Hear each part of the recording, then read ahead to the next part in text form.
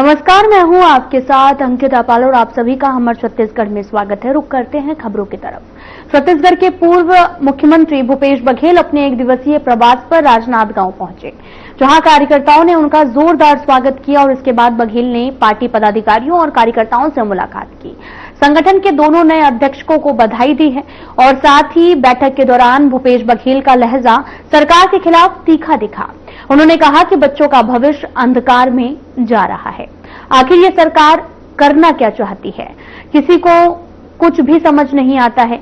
उन्होंने ये भी आरोप लगाया कि मौजूदा सरकार के आने के बाद से कामकाज की रफ्तार ठप पड़ गई है। 2 साल बीत गए हैं, लेकिन सरकार ने अभी तक कोई भी ठोस काम नहीं किया। जनता परेशान है, अधिकारी असमंजस में हैं। राजनीतिक गलियारों में भूपेश बघेल के इस बयान को लेकर चर्चाएं तेज हैं। समर्थक इसे सरकार पर सीधा हमला बता रहे, वहीं विरोधी इसे राजनीतिक बयान करार दे रहे हैं।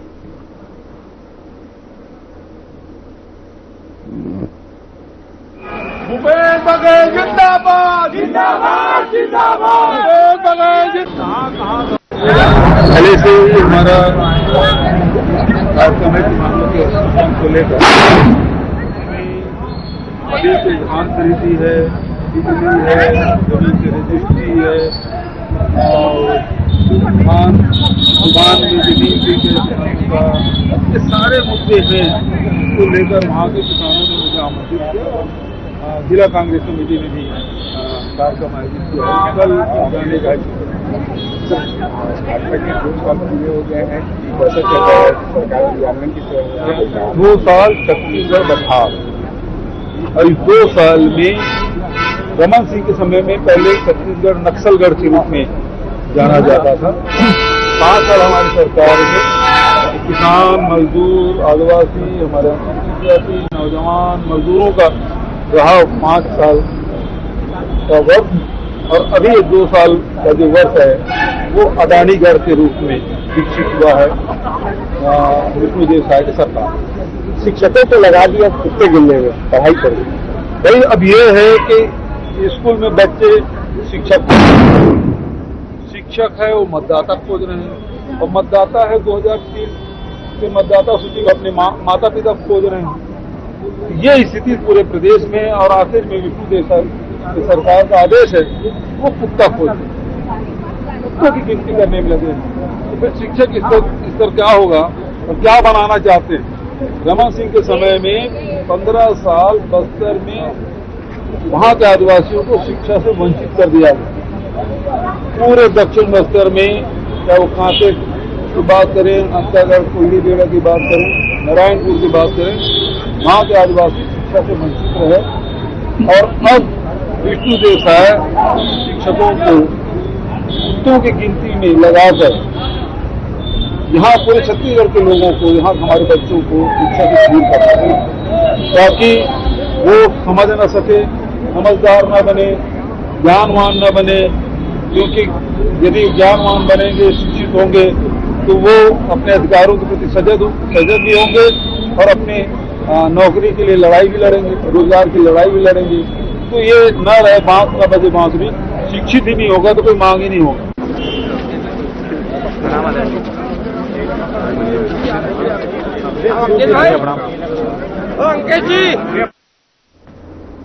दुर्ग के ग्राम पुरई में नहर किनारे एक युवती का जला हुआ शव मिलने से सनसनी फैल गई है। घटना देर रात की बताई जा रही है। शव लगभग 90% जला हुआ है। साथ ही घटना की जानकारी मिलते ही पुलिस और एफएसएल टीम मौके पर पहुंचकर जांच में जुट गई है और अभी तक मृतका की शिनाख्त नहीं हो पाई है। एसडीओपी अनूप लाकड़ा ने बताया कि शव की शिनाख्त करना उनकी प्राथमिकता है।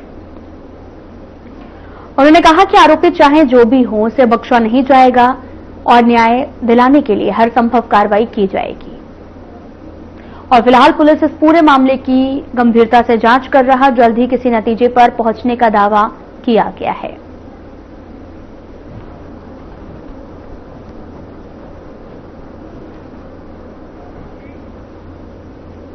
महिला का शव मिलने से इलाके में सनसनी फैल गई है। सूचना के बाद मौके पर पुलिस पहुंची। शव की शिनाख्त में लगातार पुलिस जांच पड़ताल कर रही है। आपको बताते चले कि पूरा मामला दुर्ग से है और लगातार इसकी शिनाख्त की जा रही है और ये भी दावा किया जा रहा है कि जल्द से जल्द हर संभव प्रयास किया जाएगा और आरोपी को पकड़ा जाएगा। शव की शिनाख्त में पुलिस भी जुटी हुई है।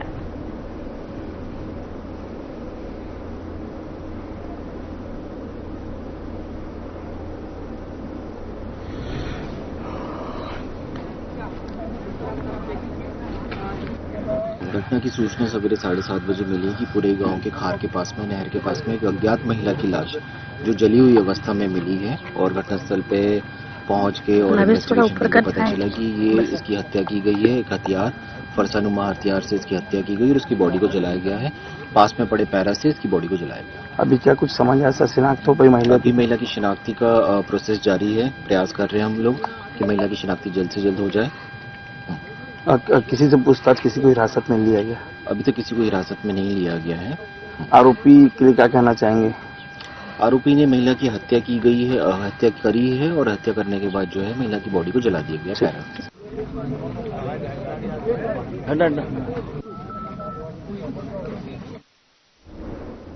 परलकोट में बारिश के खत्म होते ही रेत माफिया फिर से सक्रिय हो गए हैं।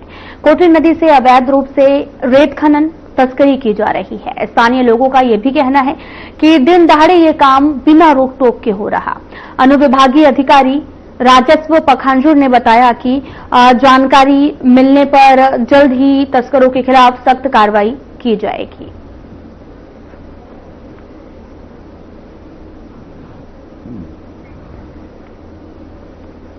आपको बताते चलें कि परलकोट में रेत माफिया फिर से सक्रिय हो गए हैं। पूरा मामला पखांजूर से के परलकोट से है। प्रशासन की नाक के नीचे अवैध खनन लगातार जारी है। राजस्व और पर्यावरण को नुकसान पहुंचाया जा रहा है और कई बार शिकायत भी की जा चुकी है, लेकिन अभी भी रेत माफिया अपने कारनामे करने में लगातार जारी है। तस्वीरें आपको दिखा रहे हैं जहां पर लगातार अवैध खुदाई का काम जारी है। प्रशासन की नाक के नीचे अवैध खनन लगातार किया जा रहा है, जिससे कई बार शिकायत की जा चुकी है, लेकिन अभी तक कोई भी सक्रिय कार्रवाई देखने को नहीं मिली है।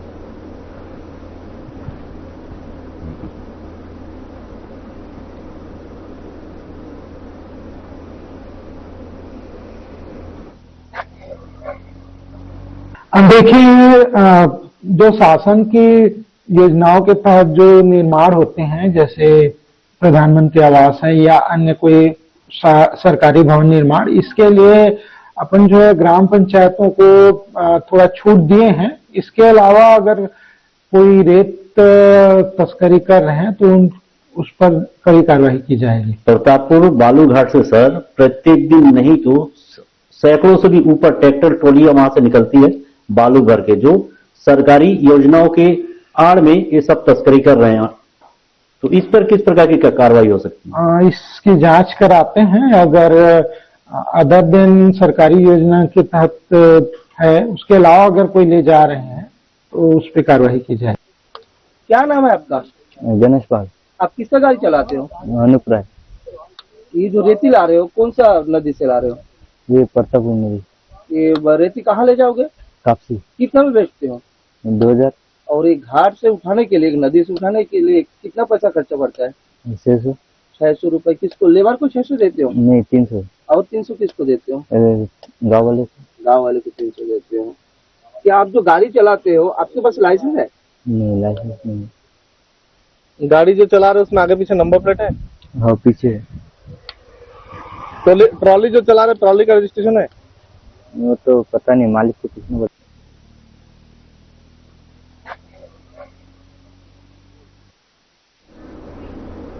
फिलहाल यहां रुकते हैं एक छोटे से ब्रेक के लिए।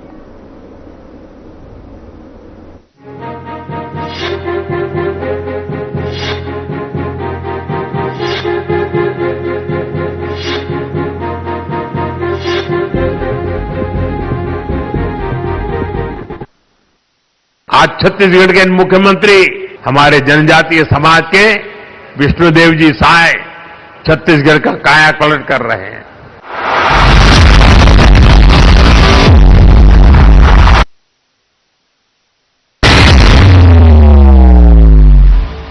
अटल जी ने छत्तीसगढ़ राज्य पहले आदिवासी संवार रहे हैं। 25 वर्ष पहले अटल जी ने प्रदेश के आदिवासियों, किसानों, सर्व जन के हित को देखते हुए जिस छत्तीसगढ़ को अलग राज्य का दर्जा दिया, मुख्यमंत्री श्री विष्णुदेव साय के नेतृत्व में मात्र 2 वर्षों में ही इस छत्तीसगढ़ की तस्वीर बदलती नजर आ रही है। आइए जानते हैं विष्णु के सुशासन में पिछले 2 वर्षों की विकास गाथा।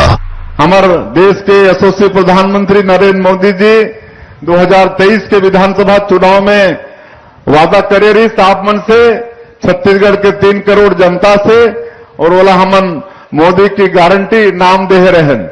और मैं आप बताता हूं कि मोदी की गारंटी मतलब गारंटी पूरा होए के गारंटी।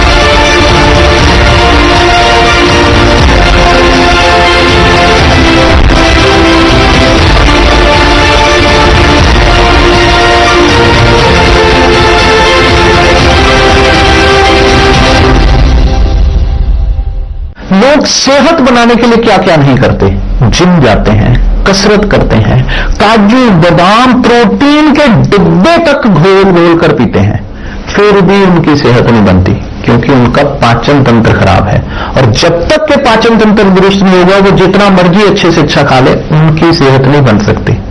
इसलिए हमारी संस्था सन्यासी आयुर्वेदा ने एक ऐसी दवा का निर्माण किया है जो कि आपके लिवर को, आपके पाचन तंत्र को दुरुस्त करने का काम करती है, ताकि आप जो भी खाएं उसका पूरे का पूरा निचोड़ आपके शरीर को लगे, आपकी भूख बढ़े, खाया पिया सही से लगे, नया खून बने, हड्डियों में जान आए, वजन बढ़े और आप मोटे तगड़े खूबसूरत पर्सनैलिटी के मालिक बन जाए।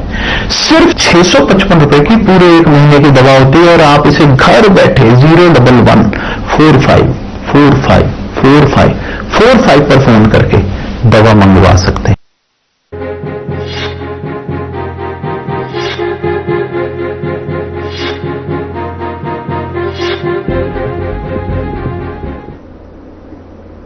ब्रेक के बाद स्वागत है आप सभी का। रुक करते हैं खबरों की तरफ। राजनांदगांव में सीएम विष्णुदेव साय ने प्रेस कॉन्फ्रेंस की है। इस मौके पर डिप्टी सीएम विजय शर्मा भी मौके पर मौजूद रहे। प्रेस कॉन्फ्रेंस में क्या कुछ कहा आपको सुनाते हैं। समय दिया है। बोले भारत माता की। आज इनके ही पत्रकार जी की ही प्रतीक्षा में हम सब रुके हुए थे। अभी आज बड़े ही महत्व का विषय है हम सबके साथ में। आप बात करना बंद करेंगे तो ठीक होगा भैया। मेरा ख्याल है अब हो गया, सेटल हो गया ना, थोड़ा शांत रहिए। आज हम सबके बीच में माननीय मुख्यमंत्री जी का बहुत व्यस्त दिन था, फिर भी मैंने आग्रह किया कि आप एक बार चलेंगे तो ये घटना बड़ी है और हमारे इस पूरे ही अभियान की एक महत्वपूर्ण कड़ी है। अगर आप चलेंगे तो बहुत अच्छा हो जाएगा। तो उन्होंने हम सबके लिए समय दिया है। एक स्थिति आपको ध्यान में है, एमएमसी जोन जो महाराष्ट्र, मध्य प्रदेश, छत्तीसगढ़ का जोन है, उसके एसजेडसी जितने थे उन्होंने पहले पुनर्वास कर लिए। एक ने मध्य प्रदेश में, एक ने महाराष्ट्र में, और आज सुबह से जो एमएमसी जोन के हेड हैं रामदेर करके, जो सीसी मेंबर भी इनके हैं, हमारे छत्तीसगढ़ से 2 ही सीसी मेंबर थे, एक हिड़मा और एक रामदेर। तो रामदेर ने भी आज पुनर्वास सुबह कर लिया है अपने सारे साथियों के साथ, हथियार भी लेकर आए हैं, साथियों के साथ पूरे मनोभाव के साथ पुनर्वास कर लिया है। इस तरीके से एमएमसी जोन है मध्य प्रदेश, महाराष्ट्र, छत्तीसगढ़ का जो जोन है वो लगभग अब क्लीन हुआ है, साफ हो गया है, खाली हो गया है। इस पुनर्वास का स्वागत करते हैं और हम सबके बीच में हमारे मुखिया माननीय विष्णुदेव साय जी, हमारे मुख्यमंत्री महोदय विराजमान हैं। मैं उनसे आग्रह करता हूं कि आज के इस प्रेस की सभा को संबोधित करें। आज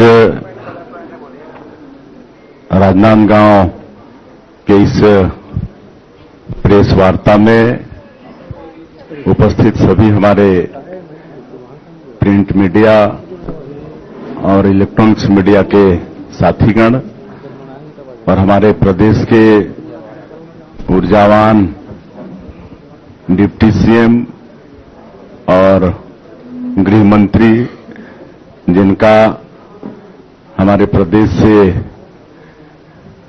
नक्सलवाद के उन्मूलन में विशेष भूमिका है, ऐसे आदरणीय श्री विजय शर्मा जी, हमारे यहाँ के महापौर श्री मधुसूदन यादव जी, हमारे सभी वरिष्ठ जन, हमारे प्रदेश के डीजीपी श्री अरुणदेव गौतम, एडीजी नक्सल ऑपरेशन श्री विवेकानंद जी, श्री अभिषेक सांडिल्य जी, आईजी राजनांदगांव रेंज, सभी हमारे अधिकारीगण, मैं आप सभी का आज की इस प्रेस वार्ता में स्वागत करता हूं। और आज का ये दिन छत्तीसगढ़ के लिए और नक्सलवाद के उन्मूलन के लिए एक ऐतिहासिक दिन है। सबको मालूम है कि कई दशकों से हमारा ये छत्तीसगढ़ नक्सलवाद से ग्रसित है और कहीं न कहीं छत्तीसगढ़ के विकास में बहुत बड़ा ये बाधक भी है। लेकिन वैसे तो नक्सलवाद के खिलाफ में पहले भी लड़ाई लड़ी जा चुकी है, लेकिन अभी 13 दिसंबर को हमारी सरकार के 2 वर्ष पूरे होने वाले हैं और इन 2 वर्षों में हमारे छत्तीसगढ़ के अंदर हमारे यहाँ के जवानों ने बहुत बहादुरी के साथ हमारे अधिकारियों के मार्गदर्शन में नक्सलवाद के खिलाफ में लड़ाई लड़ी है और डबल इंजन की सरकार है, उसका भी लाभ मिल रहा है। और सौभाग्य है कि हमारे माननीय प्रधानमंत्री जी श्री नरेंद्र मोदी जी और हमारे देश के गृह मंत्री आदरणीय अमित शाह जी, उन्होंने तो एक डेडलाइन भी तय कर दिया है कि अगले साल 31 मार्च 2026 तक पूरे देश से नक्सलवाद को समाप्त करना है। और हमारे जवान बहुत बहादुरी के साथ लड़ाई लड़ रहे हैं नक्सलवाद के खिलाफ में, लगातार सफलताएं मिल रही हैं और हम समझते हैं कि एक तरह से नक्सलवाद समाप्ति की ओर है। नक्सलवाद की कमर टूट गई है, अंतिम सांसें ले रहा है। और आज का ये दिन बड़ा ऐतिहासिक दिन है कि आज हमारे प्रदेश के डीजीपी श्री अरुणदेव गौतम, एडीजी नक्सल ऑपरेशन विवेकानंद जी, अभिषेक सांडिल्य आईजी और आईटीबीपी के अनवर इलाही के समक्ष जो एमसीसी जोन का सीसी मेंबर रामदेर अपने साथियों के साथ आज पुनर्वास कर रहा है। हिंसा और गोलीबारी की भाषा को छोड़ के विकास की मुखधारा से ये जुड़ रहे हैं। और ये जानकारी देने के लिए आज हम लोग यहां पर आए हैं। रामधेर 1,05,00,000 का इनामी है। उसी तरह से उसके साथ चंदू उर्फ नरेश, अनीता उर्फ ललिता, प्रेम उर्फ उमराव, जानकी उर्फ प्रेमा, राम सिंह उर्फ संपत, सुकेश उर्फ रंगा, शीला उर्फ बैसंती, लक्ष्मी उर्फ मनीता, योगिता उर्फ लच्छी, सागर उर्फ रेनू, कविता उर्फ मासे। और भी इनके नाम है लेकिन मैं एक बता रहा हूं। तो सबने आत्मसमर्पण किया है और हमारे प्रदेश की पुनर्वास नीति बहुत अच्छी है। हमारे आदरणीय गृह मंत्री जी कई प्रदेशों में भ्रमण किए अधिकारियों के साथ और वहां की पुनर्वास नीति का अध्ययन करके एक अच्छी पुनर्वास नीति यहां पर हम लोग बनाए हैं। और उसी का परिणाम है कि आज 2 वर्षों में मतलब 4,000 से ज्यादा आत्मसमर्पण और गिरफ्तार जिनका हुआ है ऐसे माओवादियों की संख्या है। और हमारे जवानों ने मजबूती के साथ लड़ाई लड़ी है तो 500 से ज्यादा माओवाद न्यूट्रलाइज भी हुए हैं। और हमारी जो नई पुनर्वास नीति है उसमें कई अच्छे प्रावधान किए गए हैं। एक तो जो आत्मसमर्पित नक्सली हैं उनके लिए हम लोग अलग से 15,000 प्रधानमंत्री आवास उसकी स्वीकृति कराए हैं और उसका भी निर्माण हो रहा है। कोई गांव अगर पूरी तरह से नक्सल मुक्त हो जाता है और वो प्रस्ताव करके दे देते हैं तो वहां पर 1 करोड़ का विकास का काम शासन से मिलेगा। हम लोग नई उद्योग नीति भी बनाए हैं। नई उद्योग नीति वर्ष 2024-30 उसमें भी ऐसे नक्सल समर्पित, नक्सल पीड़ित जो लोग हैं उनके लिए विशेष प्रावधान किया गया है। और अभी तक लगातार सुरक्षा कैंप भी खुल रहे हैं तो 400 से ज्यादा गांव आज आबाद हो चुके हैं। और एक नियत नीलानार योजना हम लोगों ने शुरू किया है, आपका सुंदर गांव, उसका हिंदी अनुवाद होता है और उसके माध्यम से आज सुरक्षा कैंप खुल रहे हैं और 400 से ज्यादा गांव में हम लोग सरकार की योजनाओं को वहां पर पहुंचाने में सफल हो रहे हैं। वहां पर सड़कें बन रही हैं, बिजली पहुंच रही है, पानी पहुंच रहा है। वहां पर पहले गोलीबारी की आवाज आती थी, अब स्कूल की घंटियां बज रही हैं, अस्पताल भी खुल रहे हैं। पहली बार वहां पर आपका स्वतंत्रता दिवस में कई जगह ध्वजारोहण भी हुआ है। पिछले चुनाव में भी निर्भीक होकर लोग भाग लिए हैं और दूरसंचार के साधन वहां पर खड़ा कर रहे हैं। राशन कार्ड वहां बनते नहीं थे तो राशन पहुंचने का तो सवाल नहीं था, तब राशन भी पहुंचा पाने में हम सब लोग सफल हो रहे हैं। और अगर कोई आत्मसमर्पण करता है तो उनको 3 साल तक 10-10 हजार रुपये आर्थिक सहयोग करते हैं, उनका स्किलिंग कराते हैं, रोजगार से जोड़ने का काम हम लोग कर रहे हैं। सुशासन तिहार के अंदर हम लोग कई जगह हम खुद भी गए, हमारे गृह मंत्री जी भी गए स्किलिंग सेंटर में जहां पर उनका स्किलिंग हो रहा है। और अभी तो जगदलपुर के अंदर में एक पंडुम कैफे भी खोले हैं। जो पीड़ित हैं, जो आत्मसमर्पित हैं, दोनों मिलकर एक पंडुम कैफे जिसका शुभारंभ करने का सौभाग्य हमको मिला।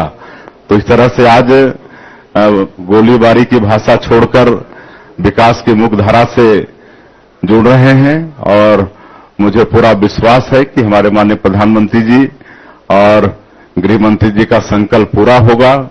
और जो बस्तर क्षेत्र विकास की दृष्टि से बहुत पीछे था, वहां भी हम लोग विकास की गंगा वैसे तो बहाना शुरू कर दिए हैं, लेकिन और वहां पर बहाएंगे क्योंकि वो एग्रीकल्चर का सेक्टर है। तो वहां पर हम लोग खेती बाड़ी को भी आगे बढ़ा रहे हैं, सिंचाई के साधन वहां पर उपलब्ध कराएंगे। और सैकड़ों तरह के फॉरेस्ट प्रोड्यूस भी है, तो फॉरेस्ट प्रोड्यूस का मतलब प्रोडक्ट का वैल्यू एडिशन भी करके लोगों को छोटा छोटा उद्योग धंधा से जोड़ने का काम वो भी हम लोग शुरू किए हैं। पशुपालन पर भी उस क्षेत्र में जोर दे रहे हैं और पूरे बस्तर और सरगुजा संभाग में पर्यटन की भी अपार संभावनाएं हैं, तो पर्यटन को भी हम लोग उद्योग का दर्जा दिए हैं। तो बस्तर के क्षेत्रों में अनेकों वाटरफॉल हैं, कुटुमसर का गुफा है, अबूझमाड़ का जंगल है, और एक सौभाग्य का विषय है कि जो अंतर्राष्ट्रीय पर्यटन संस्थान है वो 60 देशों में 20 बेस्ट विलेज का चयन किया है। उसमें एक गांव हमारा मतलब धुड़मा रास है। ये हमारे छत्तीसगढ़ के लिए सौभाग्य का विषय है।